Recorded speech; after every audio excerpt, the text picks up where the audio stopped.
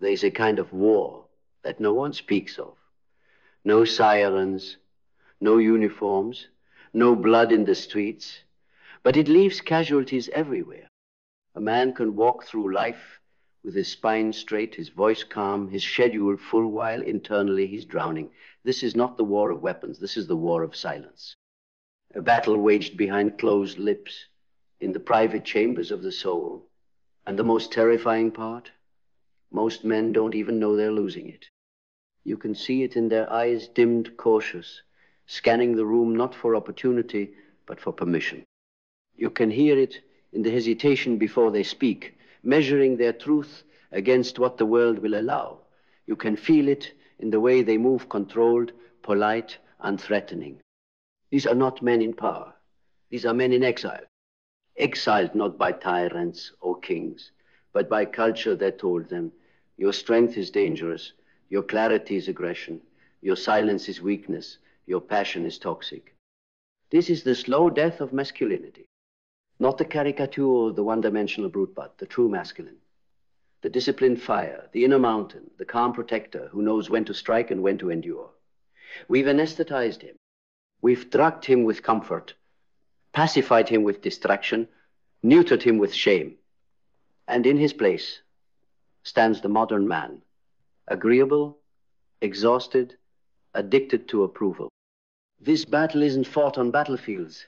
It's fought in boardrooms, in bedrooms, in the mirror at 2 a.m. It's fought in the quiet decision to say nothing when everything in you is screaming.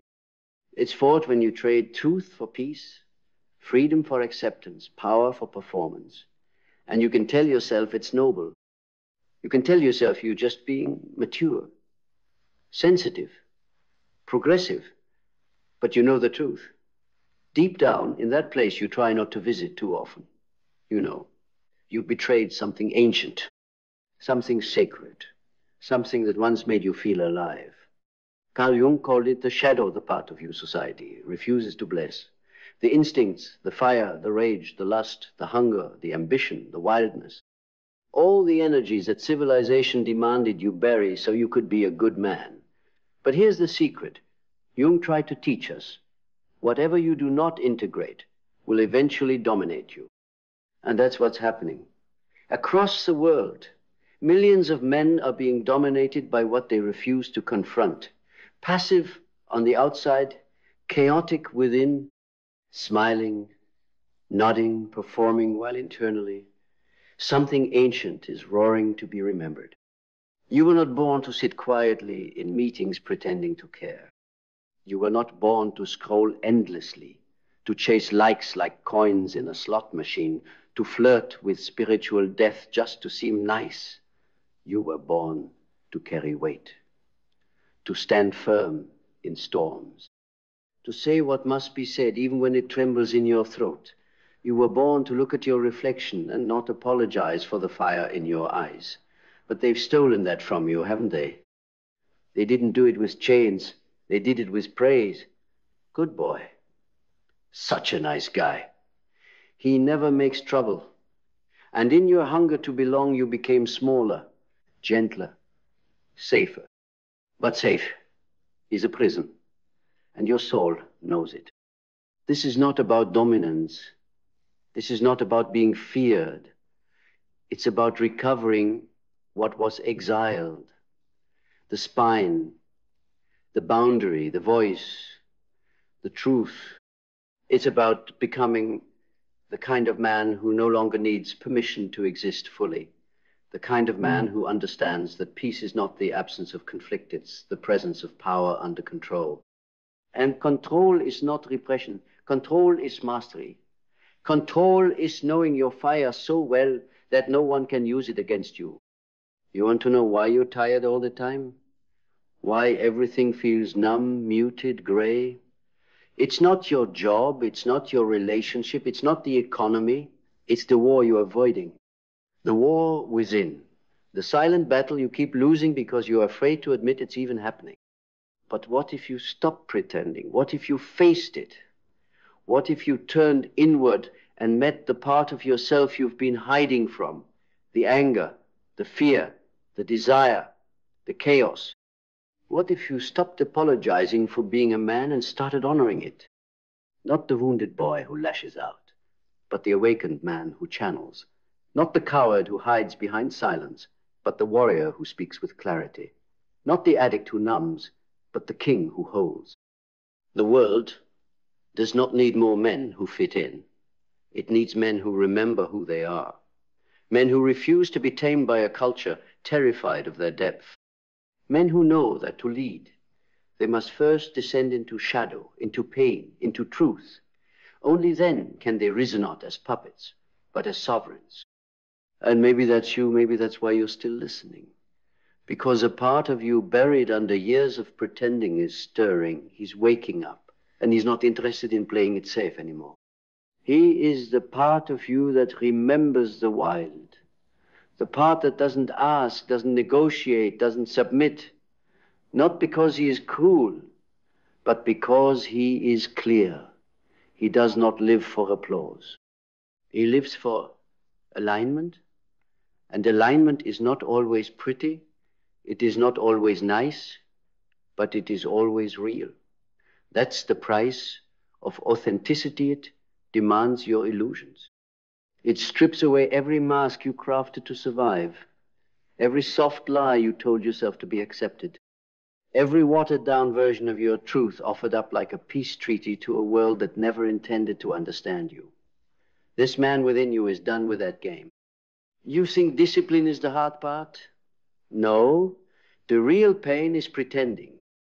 The real burden is smiling when you're angry, laughing when you're hollow, nodding when your soul is screaming no. And every time you do it, you drift further from your core. You become a ghost in your own life, present but not alive, performing but not embodied. And eventually the mask becomes your identity. You don't even know who you are without it. That's the tragedy of the modern man. He's remembered by the world but forgotten by himself. But there is a way back. Not through books, not through podcasts, not through intellectual masturbation, through initiation, through fire, through silence. So honest, it burns the lies off your tongue. You must be willing to stand naked before your truth, to stare down your shadows without flinching, to hold your pain like a sacred offering instead of a secret shame. Because what you've been calling broken might actually be unlived. The rage you suppress, it's not just anger, it's misdirected vitality. It's your life force trying to remind you that you are not meant to tolerate what you've been tolerating, that your boundaries are not betrayals, that your clarity is not cruelty, that your NO is holy. But they taught you to smile, to compromise, to self-soothe with distractions, to stay soft, even when life is demanding you rise with iron in your spine. And the more you shrink, the more the world steps on you. Not because it's evil, but because nature respects only what respects itself. If you do not value your time, others will waste it. If you do not command your space, others will fill it. If you do not speak your truth, others will write your story. This is not cynicism. This is biology. This is spiritual law. The man who forgets his worth invites a life that reflects that amnesia. But here's the sacred paradox. You don't need to become powerful. You already are. You've just been trained to look everywhere but within. Trained to chase status, to collect symbols, to polish the shell while the soul starves. Trained to equate busyness with significance and obedience with goodness. But there's a deeper code. And it lives beneath the noise, beneath the scrolling, beneath the pleasing, beneath the soft tyranny of expectations.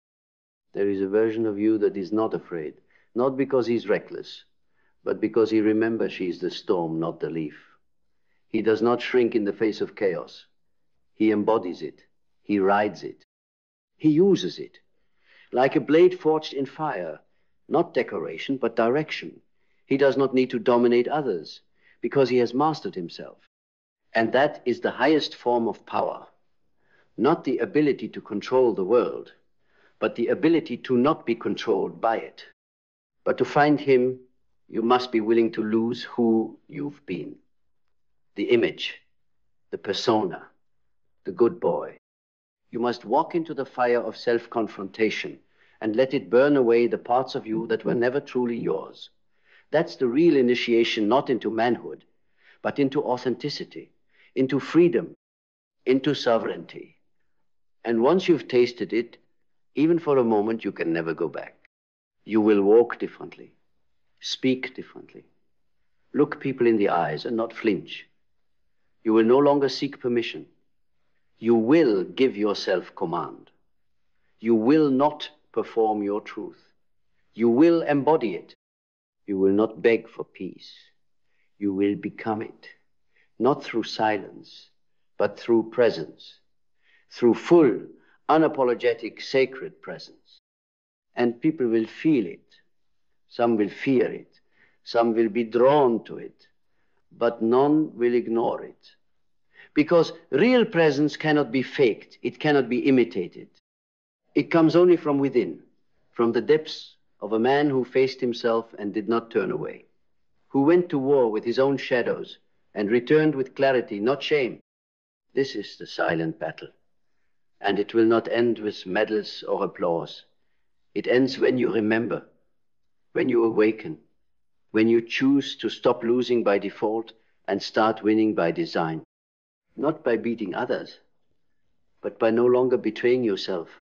Winning in this war does not look like victory parades or applause from the crowd. It looks like peace. But not the kind of peace sold in meditation apps or Instagram quotes. No, this is the ancient peace. The peace of a man who has made peace with his chaos. The kind of peace you find in still waters that once knew storms. The peace of a man who no longer negotiates with himself, who no longer pretends, who no longer needs to be liked to feel alive, because he finally sees himself. And seeing himself, he reclaims what was stolen not by force, but by forgetting. Do you remember what it felt like before the world got to you? Before your back learned to hunch beneath the weight of expectations? Before your voice softened into diplomacy even when your heart wanted to roar? That version of you still exists. Not as a memory, but as a potential. A dormant fire, a buried temple. He's not gone. He's just waiting. Waiting for you to turn inward, dig past the noise and call him forward. And when you down, you stop outsourcing your authority and start walking with the full gravity of your being, everything changes. You begin to move differently through life. You no longer flinch when someone disrespects you. You don't bark, you don't posture, you simply don't absorb it, because you know who you are. And when a man knows who he is, nothing external can shake him. Insults bounce off, manipulation fails, approval loses its flavor. Why? Because the war is no longer out there. It was never out there. It was always internal. It was the war between who you are and who you were told to be. And once that war ends, you don't just become powerful, you become untouchable. Untouchable, not because nothing hurts you, but because nothing owns you. You can feel pain without becoming it. You can be challenged without collapsing. You can be rejected without losing your worth. This is not detachment, it's depth. It's what happens when a man dives so deep into his own psyche that he no longer needs the surface to validate him. He becomes the source, not dependent, but centered. Not loud, but undeniable. And from that place, your relationships change, your work changes, your silence changes, because it's no longer the silence of fear, it's the silence of gravity. Of a man so rooted, so internally rich, that he doesn't need noise to fill the space. He becomes the space, and others feel it. They sense the stillness in your gaze, the unshakable presence in your posture, and they either rise to meet you or they flee. Either way, you do not chase, you do not explain, you do not shrink, because you have nothing to prove, not anymore. This is what the modern world doesn't teach. It teaches consumption, not contemplation, reaction, not reflection, performance, not presence. It builds men who are efficient but empty, functional but fractured, always doing, never being, and eventually that cracks the soul. Because no matter how much you produce, if you don't know yourself, you will always feel poor, always feel like something's missing, always searching, scrolling, numbing, distracting, when what you're really craving is yourself. But here's the hard truth. No one can give you back your soul. No one can fight this war for you. No one can breathe life into the part of you that you've neglected. That's your work, your rite of passage, your sacred responsibility. And until you take it seriously, nothing will feel whole. Not the money, not the relationship, not the body, because all of those are just mirrors. And if the man in the reflection is still asleep, still afraid, is still performing, then the life around him will reflect that hollowness back. This is not a call to arms. This is a call to awakening, to remembrance, to initiation. The world needs men who are not afraid to know themselves, who are not afraid to feel deeply, to speak boldly, to walk alone when necessary. Men who are no longer slaves to approval or puppets of performance. Men who have faced their own abyss and emerge not broken but reborn. And that rebirth, it begins the moment you stop running from your pain, from your power, from your truth. It begins when you stop asking, who do they want me to be? And start asking, who have I always been before the world told me otherwise? Because the moment you remember that, truly remember that you no longer live life from the outside in, you live it from the inside out. And that, my friend, is when you stop losing. That is when the silent battle ends. Not with noise, but with a man standing still, unshaken and utterly himself. And when you become that man, when you finally reclaim what was buried beneath layers of performance and passive compliance, the world begins to reconfigure itself around you. Not because it has changed, but because your perception has. You no longer walk into rooms trying to be accepted. You walk in knowing that you belong anywhere your presence is required. And where it isn't, you don't force it. That's the quiet strength most men never touch. The ability to leave without needing closure, to say no without guilt, to walk alone without fear. That strength doesn't come from arrogance. It comes from wholeness, from finally seeing your soul as the compass, not the world's opinion. But this journey isn't a straight line. There will be moments where you feel like slipping back into comfort, where silence feels safer than truth, where your old habits knock on the door, dressed in nostalgia. But hear this. The man you used to be is not your enemy, he's your unfinished chapter. He got you this far. He kept you alive. He played the role you needed at the time. But the role has expired. And now you owe him something greater, not a continuation, but a conclusion. Not to resent him, but to release him. Let him rest, so you can rise. You will feel grief in this processorial grief, not just for what you lost, but for what you never allowed yourself to claim, the dreams you buried, the instincts you denied, the truth you watered down to keep the peace. That grief is sacred. It's the funeral of your former self, and every man must attend it, not once, but often.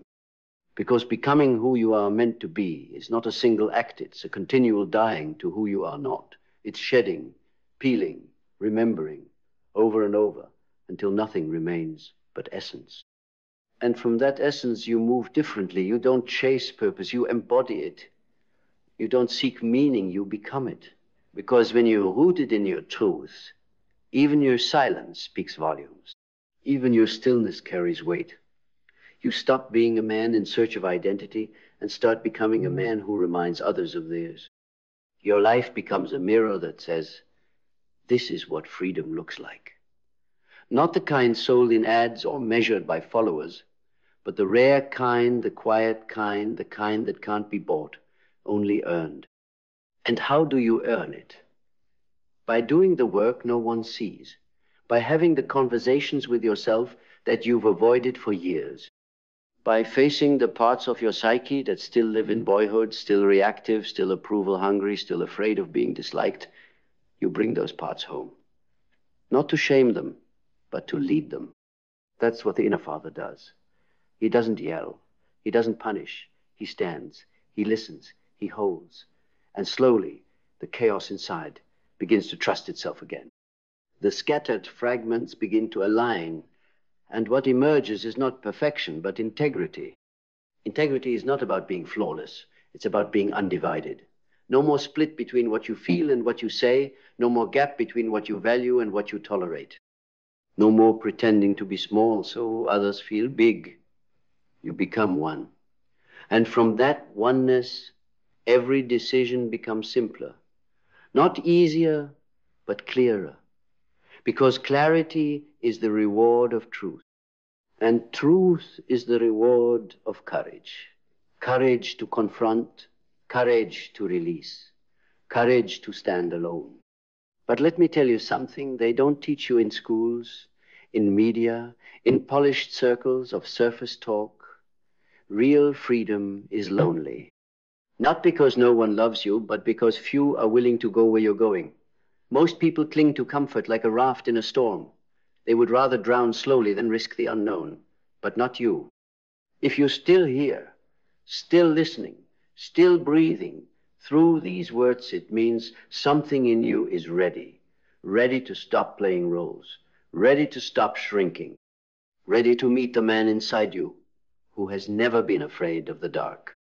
Because he knows the dark is not your enemy, it's your origin. The womb of power, the place where truth incubates. And only the brave descend into it not to escape, but to return reborn. That is the path of the sovereign. The man who is no longer ruled by fear, by shame, by the ghost of who he was told to be.